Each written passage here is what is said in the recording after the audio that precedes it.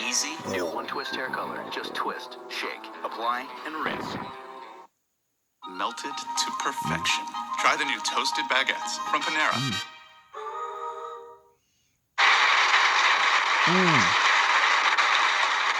R.I.P. Malcolm X.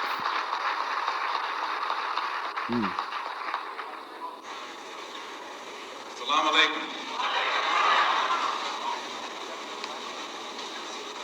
Mr. Moderator, our distinguished guests, brothers and sisters, our friends and our enemies.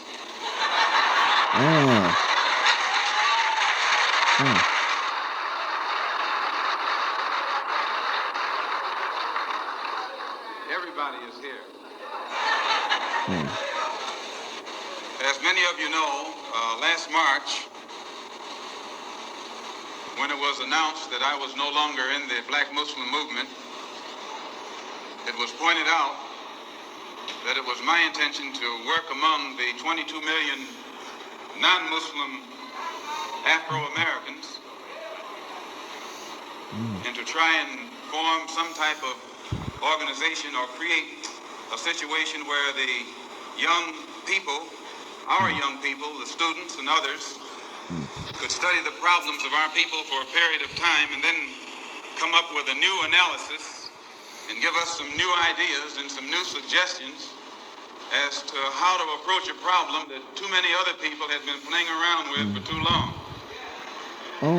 And that we would have some kind of meeting and determine at a later date whether to form a black nationalist party or a black nationalist army.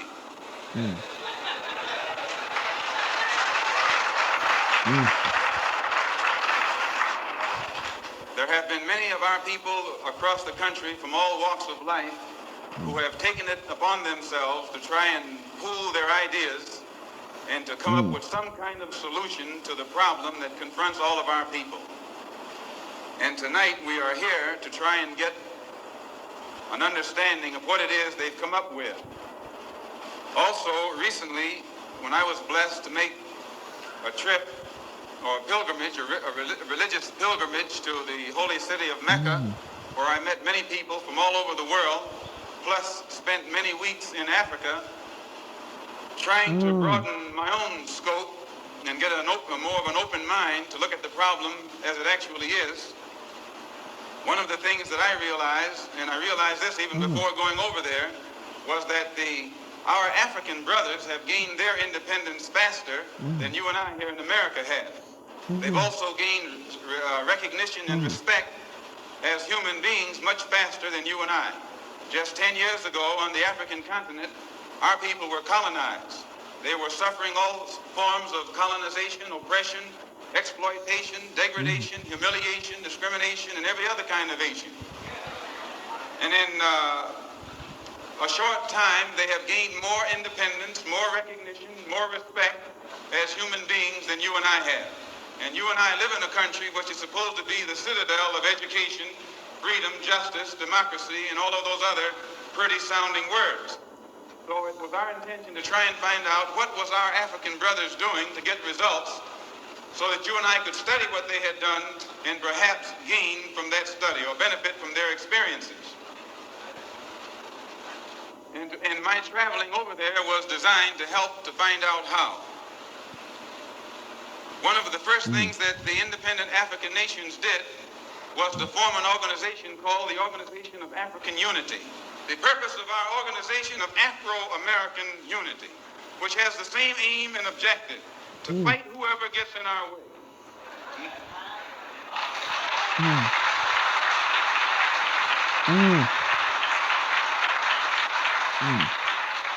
To bring about the complete independence of people of African descent here in the Western Hemisphere and first here in the United States, and bring about the freedom of these people by any means necessary.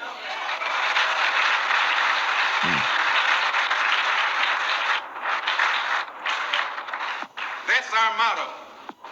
The purpose of our organization is to start right here in Harlem which has the largest concentration of people of African descent that exists anywhere on this earth. There are more Africans here in Harlem than exist in any city on the African continent, because that's what you and I are, Africans. The Charter of the United Nations, the Universal Declaration of Human Rights, the Constitution of the United States, and the Bill of Rights are the principles in which we believe, and that these documents, if put into practice, represent the essence of mankind's hopes and good intentions, desirous that all Afro-American people and organizations should henceforth unite so that the welfare and well-being of our people will be assured. We are resolved to reinforce the common bond of purpose between our people by submerging all of our differences and establishing non-sectarian constructive programs for human rights. We hereby present this charter. Number one, the establishment. The Organization of Afro-American Unity shall include all people of African descent in the Western Hemisphere. In essence, what it is saying, instead of you and me running around here seeking allies in our struggle for freedom, in the Irish neighborhood or the Jewish neighborhood or the Italian neighborhood, we need to seek some allies among people who look something like we do. And once we get their allies, it's time out for you and me to stop running away from the wolf right into the arms of the fox, looking for some kind of help. That's a drag. Number two, self-defense.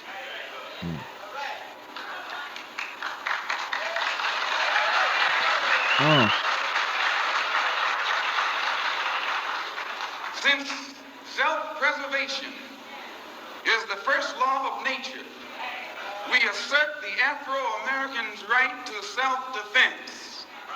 The Constitution of the United States of America clearly affirms the right of every American citizen to bear arms. And as Americans, we will not give up a single right guaranteed under the Constitution. The